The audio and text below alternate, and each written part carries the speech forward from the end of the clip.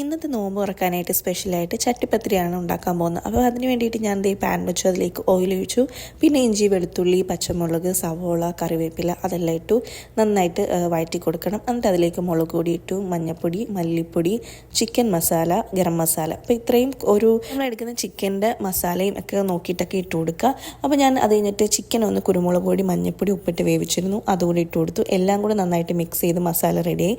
ഇപ്പോൾ ഞാൻ ദോശ ഉണ്ടാക്കുകയാണ്. അപ്പോൾ ഞാൻ 2 കപ്പ് മൈദ, മുട്ട, ഉപ്പ്, വെള്ളം എല്ലാം കൂടി വെച്ച് അടിച്ചെടുത്തതാണ്. പിന്നെ ഞാൻ 2 മുട്ടയും കുറച്ച് കുരുമുളക് പൊടി ഇട്ട്, ഉപ്പിട്ട്, മല്ലിച്ചീര ഇട്ടിട്ട് ഒന്ന് മിക്സ് ചെയ്ത് വെച്ചിട്ടുണ്ട്.